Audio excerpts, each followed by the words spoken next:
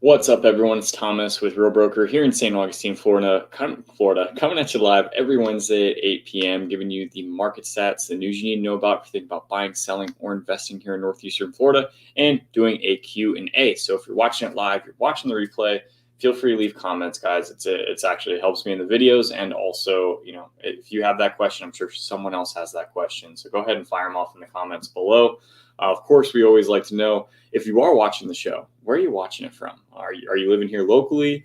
Are you thinking about moving here from another location? If you are, go ahead and let me know in the comments below. We're gonna have an edited version of this. Obviously, it's the day before Thanksgiving today. So happy Thanksgiving to all you guys that watch this. I really appreciate your support, and I hope you guys all enjoy your Thanksgiving. So in the spirit of the holidays, I'm going to keep it short and sweet. We're just going to cover the news stories here this week. Real estate hasn't really changed all that much in the past week.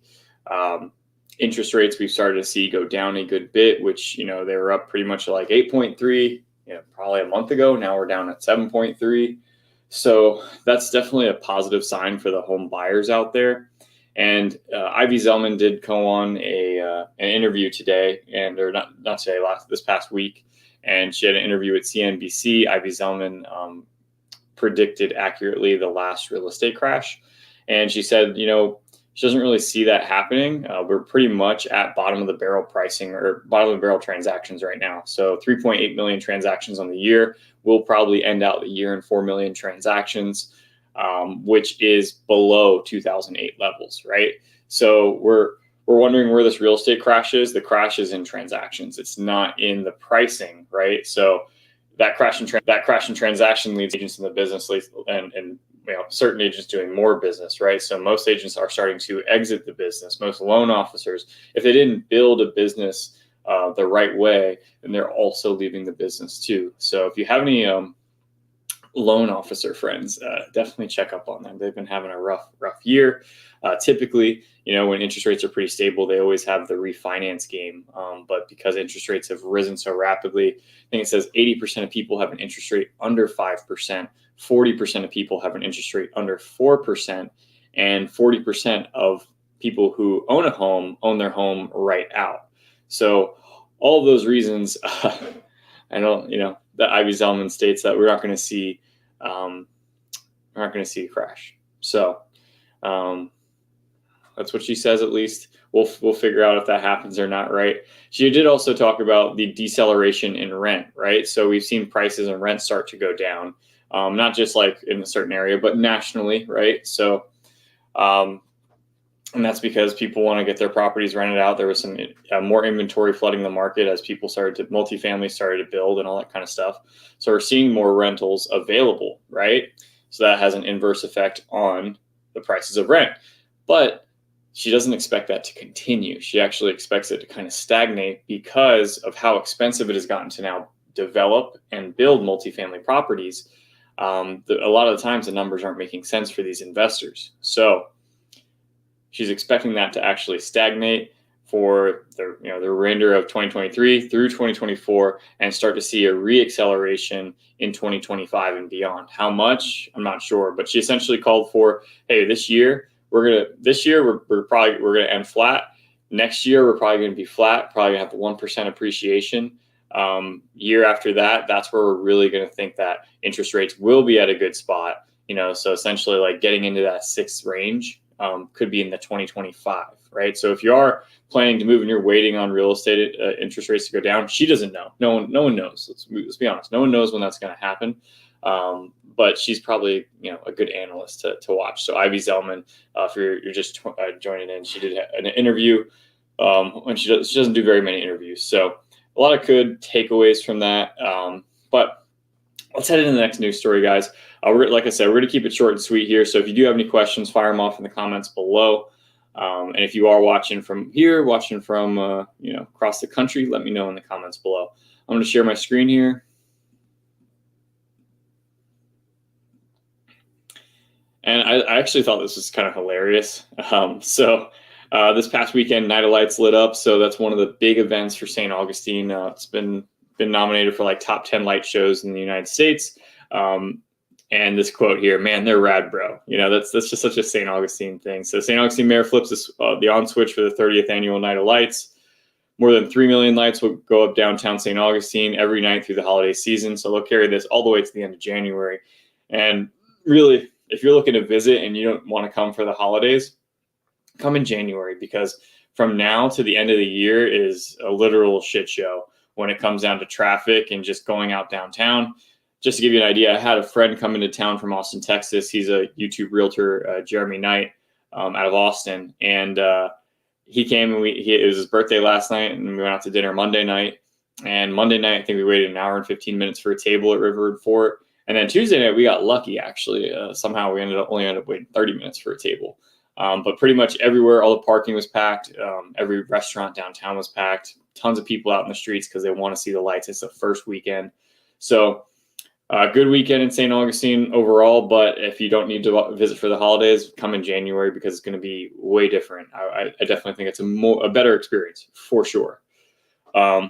So let me go ahead and share my screen. We'll go on to the next news story. Like I said, guys, this is the day before Thanksgiving. We're going to keep it short and sweet.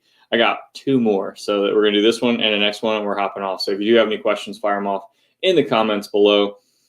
So a 291-unit apartment development in the Duval County portion of Nocatee sold for $72 million, which is a pretty significant chunk of change. A lot of big money moves I've seen happening in northeastern Florida. I was just talking to Justin with the Living in Jacksonville channel, my buddy, about another development happening on the river's edge in Jacksonville. So St. John's River, obviously you have the north bank and the south bank of St. John's River. Pretty much both of those banks are being completely redone. And this is in northern St. Johns County. This is a big development, but it's one of the few apartment complexes available in Nocatee.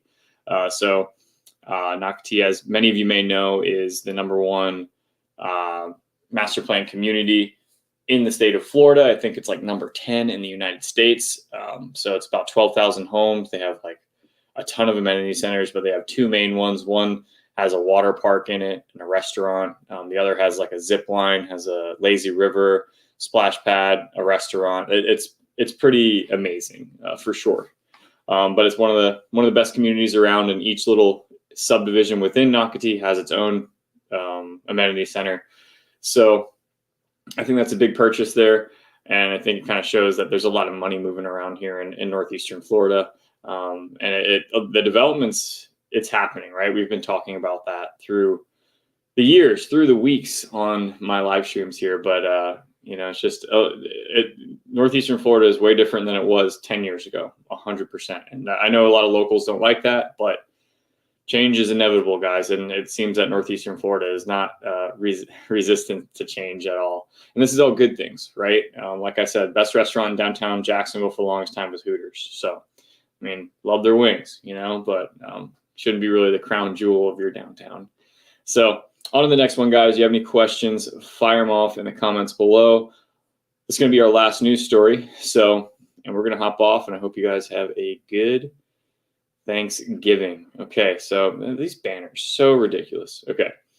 St. Johns County announced comprehensive plan update, new online survey available.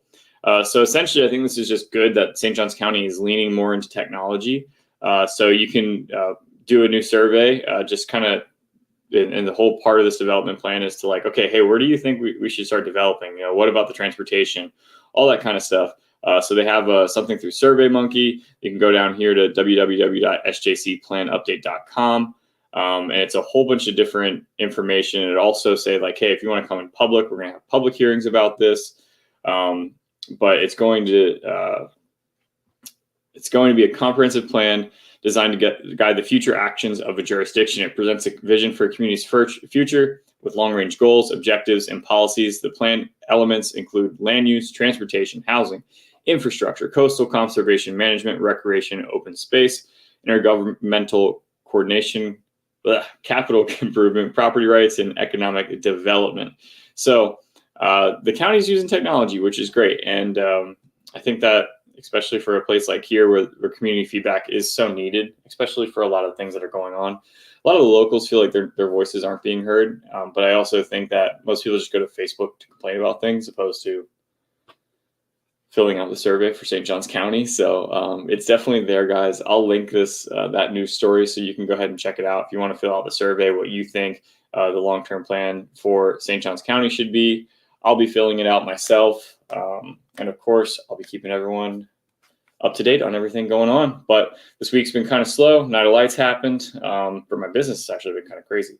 I'm exhausted. So on that being said, I hope you guys have a great Thanksgiving. Hope you're eating some good food tomorrow, relaxing, taking a nap, and then eating some more food. We got one comment, so let's see here. CB had the chance to explore downtown Palatka. Seems to be revitalizing. How do you see development along 207 in Hastings, Flagler Estates, and Palatka? Oops, sorry, I didn't put that up there. Yeah, so like I said, my sister moved out to Palatka.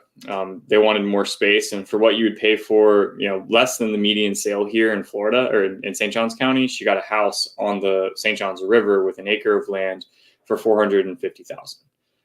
I think she's winning all day long. River Road, where she lives off of, it's very, very similar to Roscoe Boulevard in Ponte Vedra Beach.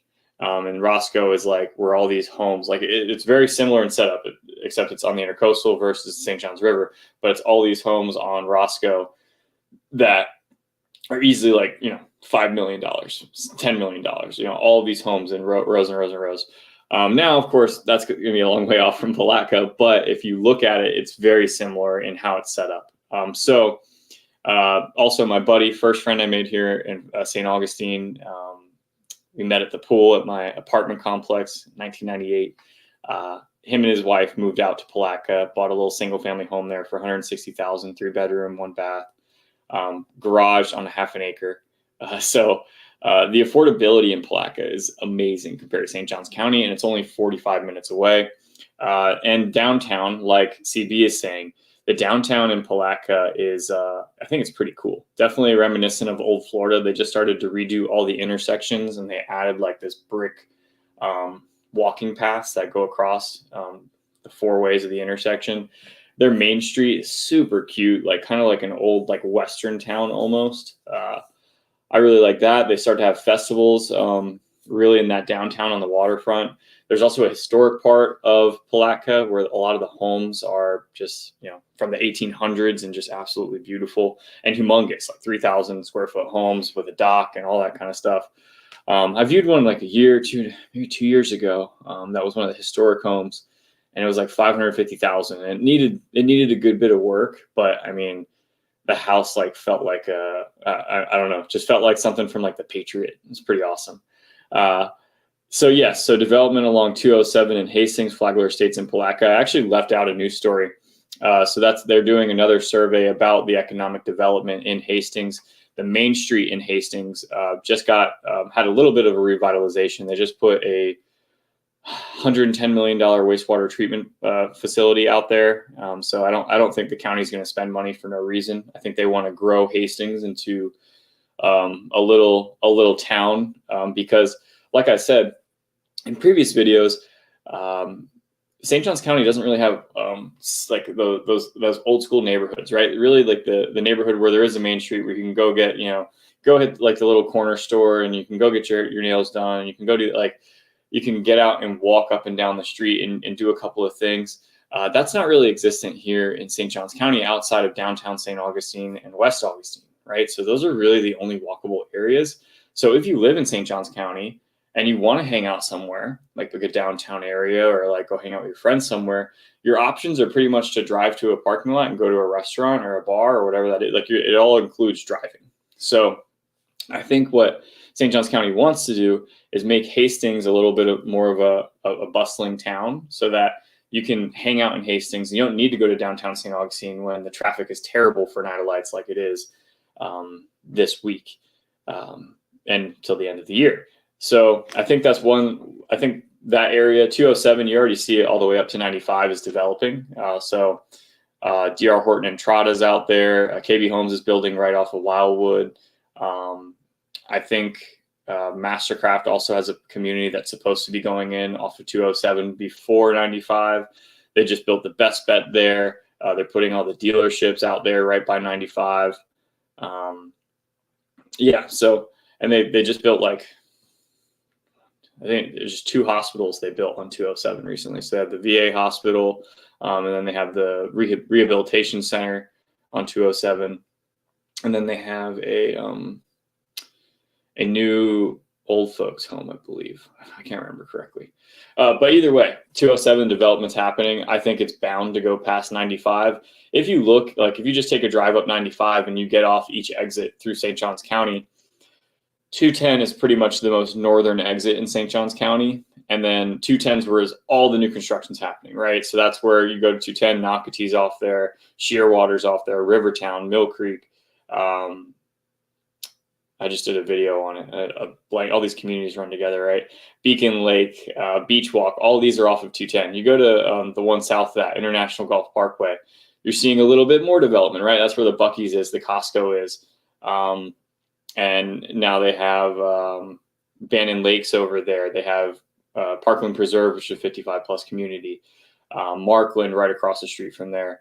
And then down, if you go International Golf Parkway, where 16 and International Golf Parkway meet, that's where you're seeing like Trailmark and like the south end of Silverleaf.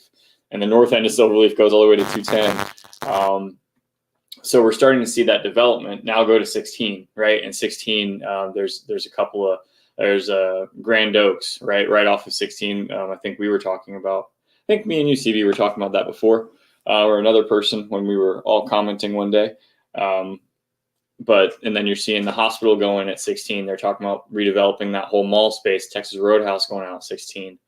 And then there's a new apartment community right off of 16. There's just a lot. There's just tons of development going on in the northern end of the county. And the most affordable land right now is going to be in the southern end of the county. If you're looking out like State Road 207, State Road 206, if you drive on them, they're pretty rural, honestly. Like if you're on 206, the main thing on 206 is going to be the Pedro Menendez High School. So aside from that, like there's a gas station, the racetrack at US 1 and 206, but really there's not anything on that road at all. So I think, yes, just to sum that up, CB, appreciate that was a good question. Got me going here. And Flagler Estates too. You're seeing Flagler Estates. I'm sorry, I didn't mean to gloss over that. But Flagler Estates, this is an area where pretty much everyone has an acre of land, and it was always been like an acre of land, double wide trailer. But now you're seeing new construction homes go into that community. And if you've ever been out into Flagler Estates, it's definitely very rural. Like there's like one gas station, like one store. Like there's really not much out there, and they're having to commute over to Hastings. But those are for people that want to live out there, right, and have that space and not pay as much money. So I think what is that saying? With rising tides, all the boats lift, or something like that. Something like that. So that seems to be what's going on. 207 is definitely the next area where there's some crazy amounts of land right off of 95 that make it convenient to Duval County. It makes it convenient to get on 95 and go where you need to go to St. Johns County. If you're just on the other side of 95, like you're still doing really well. So CB, that was a fantastic question. Guys, if you have any questions like that, go ahead and fire them off in the comments below.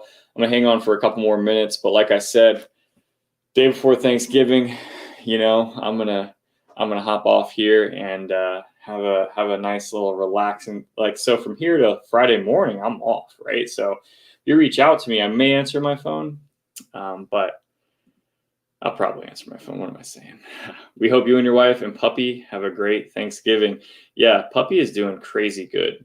So we got a new puppy. So we're big Harry Potter fans.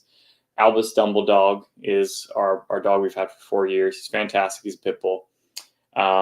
So we just felt like, we feel bad when we're gone, and then we watch the video and he's howling, and I don't know if that's going to change with another dog. We'll probably just both be howling and making us feel bad. But we decided to get him another dog. My wife found this dog on Facebook Marketplace through the St. John's Mom Group.